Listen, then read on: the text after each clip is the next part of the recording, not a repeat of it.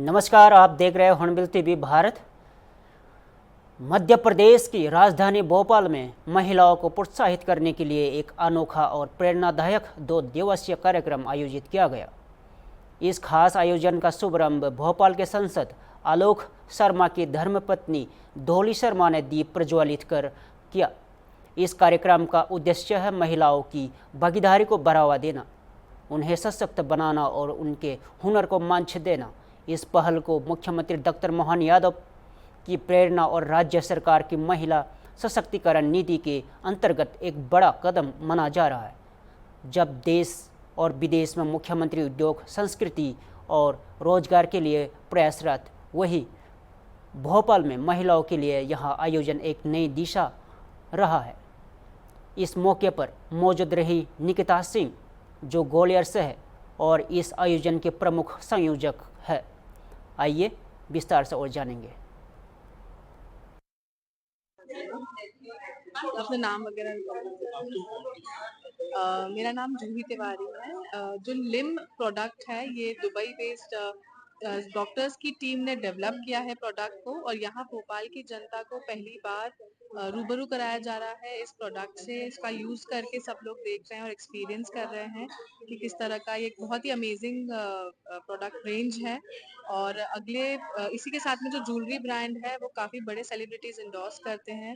तो बहुत अच्छा एक्सपीरियंस है यहाँ पर, और बहुत सारी चीजें नई पहली बार भोपाल को इस इवेंट के माध्यम से देखने मिल रही है और एक्सपीरियंस करने मिल रही है। नमस्कार। यहाँ सभी को स्वतंत्रता दिवस की शुभकामनाएं। और यहाँ रेडिसन ब्लू में हम आए हुए हैं। बहुत ही सुंदर ज्वेलरी, साड़ी और स्किन प्रोडक्ट की एग्जीबिशन है। ये एग्जीबिशन निकिता ने लगाई है। मैं उसे आगे बढ़ने के लिए, उसके उज्जवल भविष्य की कामना करते हुए शुभकामनाएं देती हूँ। आप सभी को एक बार फिर से स्वतंत्रता दिवस की बहुत बहुत शुभकामनाएं। धन्यवाद। मध्य प्रदेश की राजधानी भोपाल में आज एक विशेष आयोजन किया जा रहा है और निकिता हमारे साथ मौजूद है। निकिता बताएंगी कि इस कार्यक्रम को करने का उद्देश्य क्या है, 2 दिवसीय इस कार्यक्रम को करने के बाद इनकी मंशा क्या है, आगे तक कैसे ले जाएंगे और मध्य प्रदेश के भोपाल में इसको करने का क्या इनका उद्देश्य है। जी, पहले तो हमारे न्यूज चैनल में आपका स्वागत है। धन्यवाद। जी, जो आप शुरुआत कर रही हैं तो कैसे शुरुआत हो रही है, कैसे सोचा, प्लान कैसे किया, क्योंकि मध्य प्रदेश में पहली बार हो रहा है। पहली बात, मैं दुबई रहती हूँ और मेरा जो जहाँ से मैं हूँ वो ग्वालियर है, मध्य प्रदेश, जो कि बहुत बड़ा हिस्सा रहा है मेरी जिंदगी का। और मैंने शुरुआत ग्वालियर से की थी और अब मैं भोपाल आई हूँ। और मैं ज़रूर इसमें मोहन यादव जी का नाम लेना चाहूँगी, बिकॉज़ उनका इसमें बहुत बड़ा, हम सब जानते हैं 2012 टू 13 में उन्होंने एक अवार्ड जीता है from president, which is for the tourism, and it plays a very important role मेरे यहाँ आने में। तो मध्य प्रदेश आने का एक सबसे अच्छा चीज़ है कि मेरा एक वो टच रहा है, और जो हमने पॉलिटिकली मध्य प्रदेश में ग्रोथ देखी है, and how easy it is for people to travel here and come and do the exhibition, is very important, and that is when it's a 2 day event. हम यहाँ 2 दिन आए हैं और हम स्किन केयर लेकर आए हैं, यहाँ पे ज्वेलरी लेकर आए हैं, और यहाँ जगह जगह से लोग आए हैं। तो हम चाहते हैं आप आए, जरूर यहाँ पे विजिट करें। अच्छा, बात करें जैसे कि आपने शुरू किया है और शुरू करने के साथ साथ जो यहाँ पे पार्टिसिपेट करने के लिए आ रहे हैं उनका क्या आउटपुट है। जो यहाँ पे पार्टिसिपेट्स है प्राइवेट इवेंट। मैं खुद दुबई से ट्रैवल कर रही हूँ। मेरे दोनों ब्रांड है, ज्वेलरी और स्किन केयर।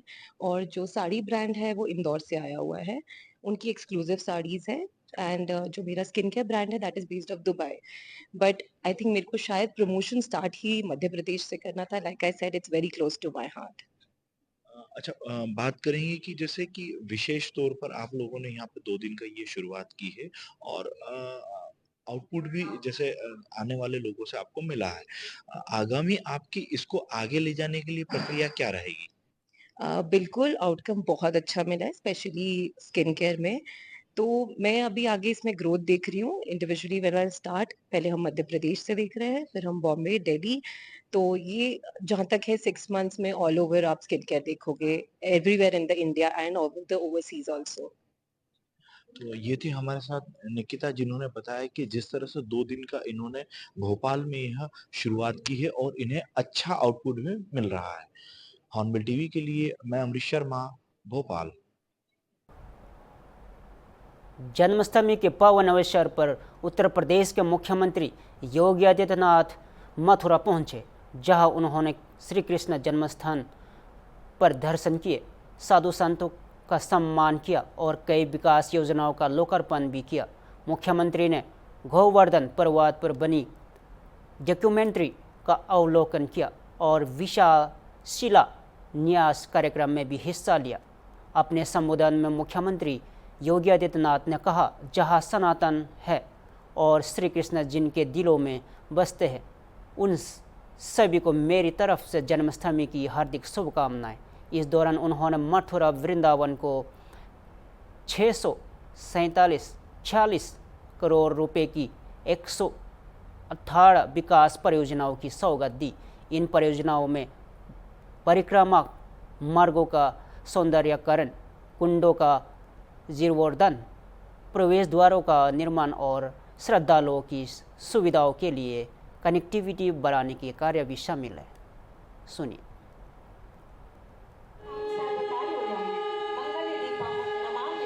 संस्कार हो रहा है। बच्चों को खीर खिलाकर उन्हें सुंदर माला पहनाकर सुसज्जित मंच पर बहुत बहुत स्वागत है। आपसे विनम्र अनुरोध है कि कृपया मंच पर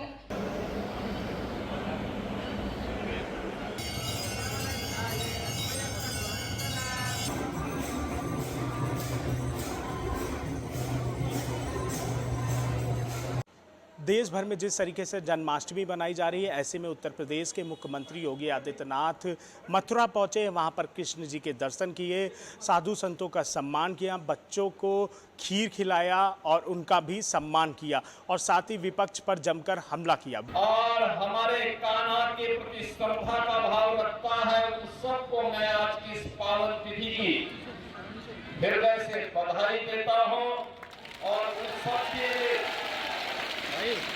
अभी मैं श्री कृष्ण कन्हैया के श्री चरणों में ही प्रार्थना करके आया हूँ कि उनके जीवन में शुभ और मंगल ही मंगल हो, ये कृपा उनकी सदैव बनी रहे। बहनों भाइयों, 5000 वर्ष से भी पहले से ये ब्रजभूमि भगवान श्री विष्णु के पूर्ण अवतार के रूप। प्रधानमंत्री नरेंद्र मोदी के स्वतंत्रता दिवस भाषण में राष्ट्रीय स्वयंसेवक आरएसएस का जिक्र किए जाने के बाद इस पर आरएसएस के वरिष्ठ नेता राम माधव की प्रतिक्रिया सामने आई है। राम माधव ने कहा कि प्रधानमंत्री नरेंद्र मोदी द्वारा आरएसएस का जिक्र किए जाने से संगठन और उसके समर्थक बेहद प्रसन्न हैं। हालांकि कुछ लोगों को यह बात पसंद नहीं आई, लेकिन संघ के कार्यकर्ताओं और समर्थकों ने प्रधानमंत्री के शब्दों का खुले दिल से स्वागत किया। उन्होंने कहा कि आरएसएस अक्टूबर में अपनी स्थापना के 100 वर्ष पूरे करने जा रहा है और इन वर्षों में संगठन ने समाज में निरंतर सकारात्मक भूमिका निभाई है। राम माधव ने यहाँ भी कहा कि कांग्रेस जैसा राजनीतिक दलों ने वर्षों से राजनीतिक लाभ के लिए संघ की आलोचना की है, लेकिन संघ सदैव राष्ट्र की एकता, अखंडता और संप्रभुता के लिए प्रतिबद्ध रहा है।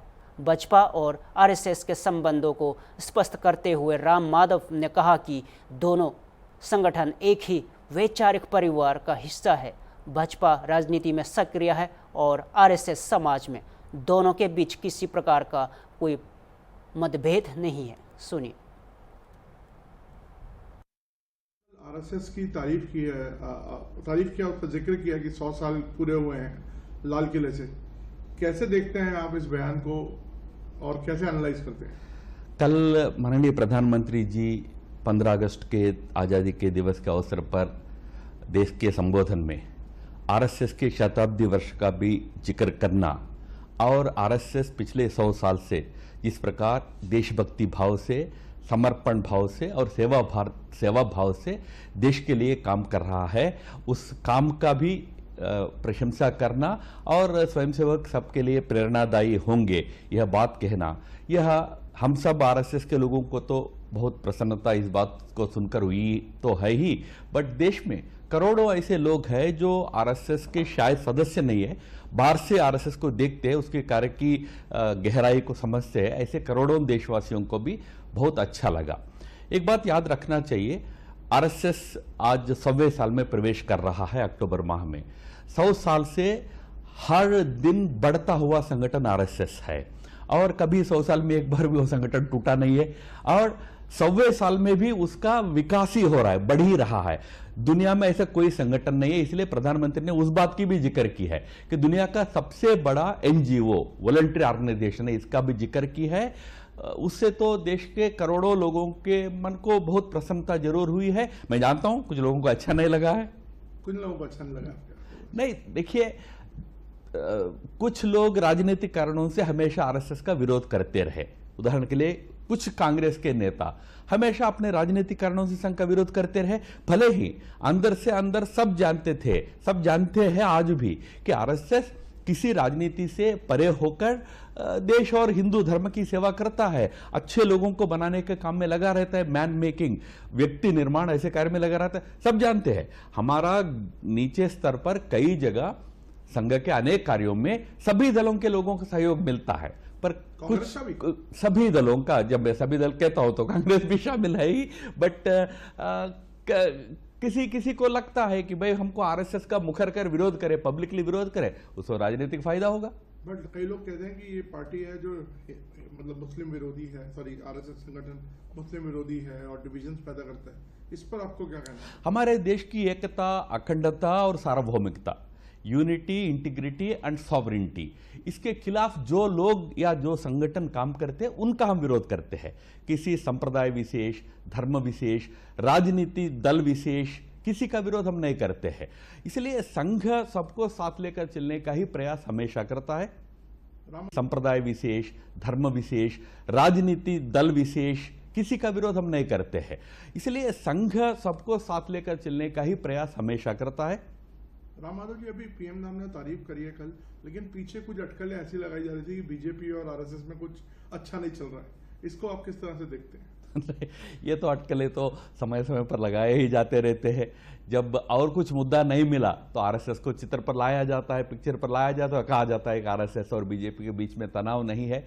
देखो भाई, आरएसएस और बीजेपी एक वैचारिक परिवार के संबंध में जुड़े हुए दो संगठन हैं। राजनीतिक दृष्टि से बीजेपी अपना काम करता है, राजनीति से बाहर समाज में सांस्कृतिक सामाजिक सेवा अनेक कार्य आरएसएस करता है। हम आपसी एक वैचारिक परिवार के नेता आपसी संबंध रखते हैं और उसमें किसी प्रकार का कभी उतार चढ़ाव, तनाव कभी नहीं होता है। तो कोई मनमुटाव नहीं है? बिल्कुल नहीं है, बिल्कुल कोई मनमुटाव नहीं है। स्वतंत्रता दिवस पर प्रधानमंत्री नरेंद्र मोदी द्वारा राष्ट्रीय स्वयंसेवक संघ आरएसएस का जिक्र करने को लेकर अब एआईएमआईएम प्रमुख असदुद्दीन अवैसी ने तीखी प्रतिक्रिया दी। हैदराबाद के सांसद अवैसी ने प्रधानमंत्री पर निशाना साधते हुए कहा कि स्वतंत्रता दिवस के भाषण में आरएसएस का जिक्र करना स्वतंत्रता संग्राम का घोर अपमान है। उन्होंने आरोप लगाया कि आरएसएस ने अंग्रेजों से ज़्यादा नफरत स्वतंत्रता सेनानियों से की है और हमेशा समावेशी राष्ट्रवाद के विचार का विरोध किया।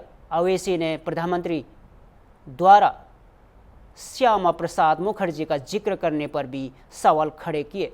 उन्होंने कहा कि मुखर्जी 1941 में बंगाल की फजलुल हक सरकार में मंत्री थे, जबकि एक साल पहले ही हक ने लाहौर में मुस्लिम लीग का पाकिस्तान प्रस्ताव पेश किया था। अवैसी ने यहाँ भी दोहराया कि उनकी पार्टी एआईएमआईएम वैचारिक रूप से बसपा के खिलाफ थी और है और रहेगी।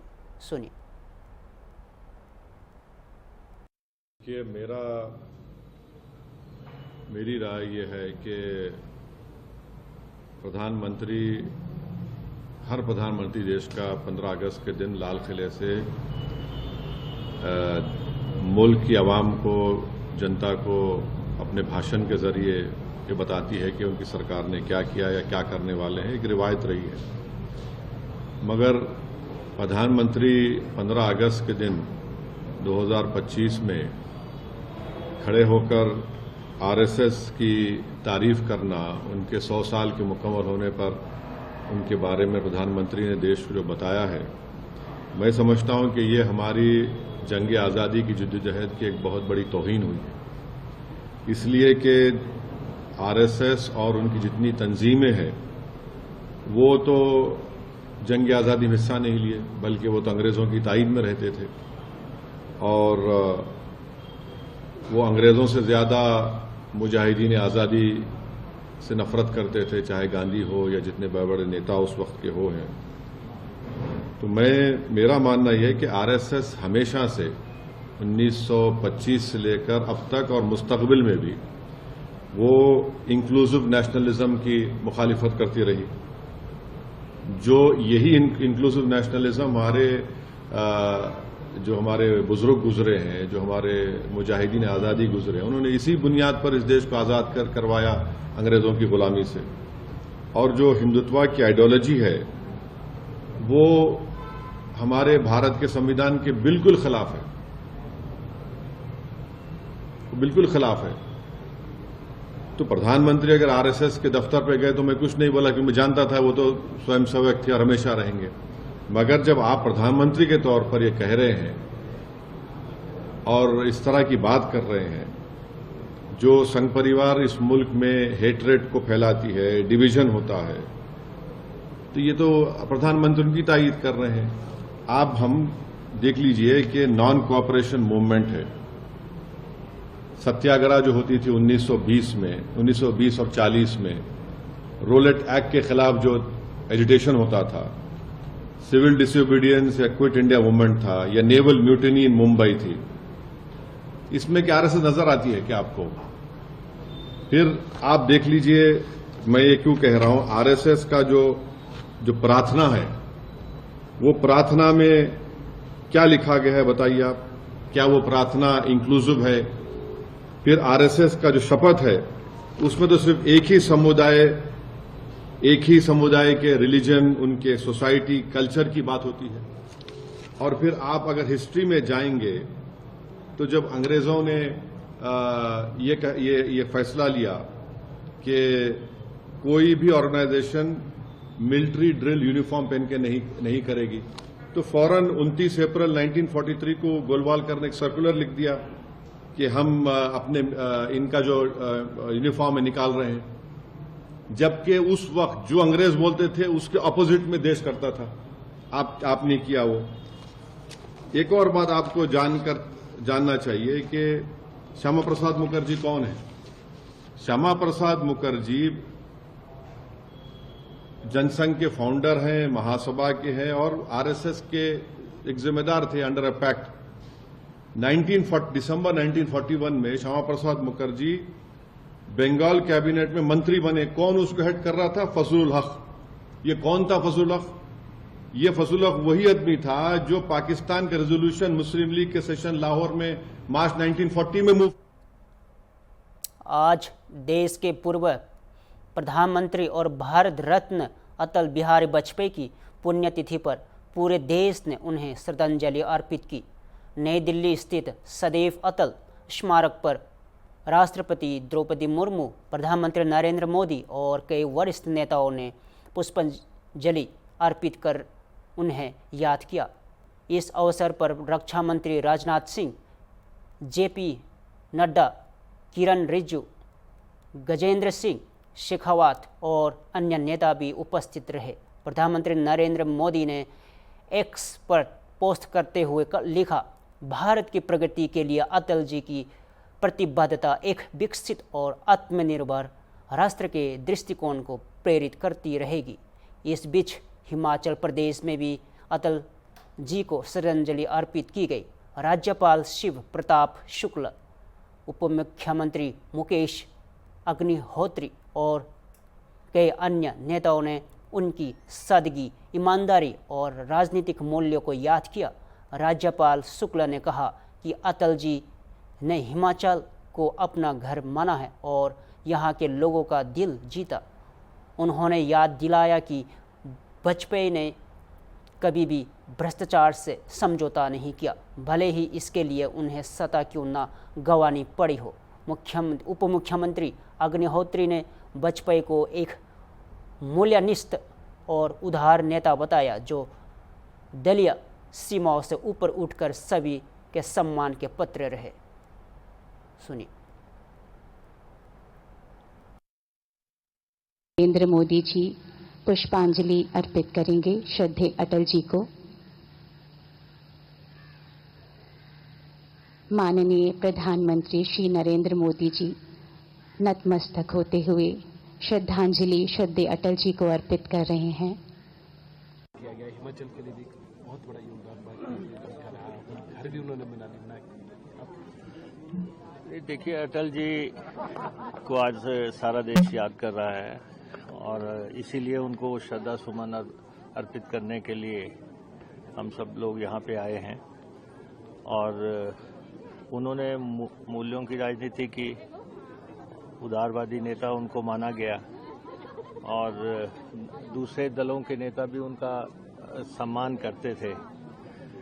और हिमाचल प्रदेश में शिमला के ऐतिहासिक रिज मैदान पे उनकी प्रतिमा लगी है, तो आज यहाँ पे सबने श्रद्धांजलि अर्पित की और उन्हें याद किया। जो देश के लिए उन्होंने किया, उनको भारत रत्न मिला, देश के प्रधानमंत्री रहे, एक स्थान उन्होंने देश की राजनीति में अर्जित किया, तो उसके चलते आज का ये कार्यक्रम रखा हुआ था। महामहिम राज्यपाल यहाँ पे आए हुए थे, कांग्रेस की राज्याध्यक्षा श्रीमती प्रतिभा सिंह जी यहाँ पे हैं, हमारे शिमला के मेयर यहाँ पे हैं और अन्य हमारे पार्षदगण और दलगत राजनीति से ऊपर उठ के सब उनको श्रद्धांजलि। देखिए, मैं तो उनका अनुयायी हूँ और मैं समझता हूँ कि हिमाचल को उन्होंने अपना घर बनाया था, तो राजनीति को अगर छोड़ दिया जाए तो पूरे हिमाचल वासी उनके अनुयायी हैं। राजनीति में श्री अटल बिहारी वाजपेयी जी ने एक प्रतिमान स्थापित किया था। जब उनकी सरकार अल्पमत में हो रही थी तो उन्होंने इस बात को संसद में कहा कि अगर चिमटे से भी सरकार बचाने के लिए कुछ भ्रष्टाचार करना पड़े तो अटल बिहारी वाजपेयी नहीं करेंगे।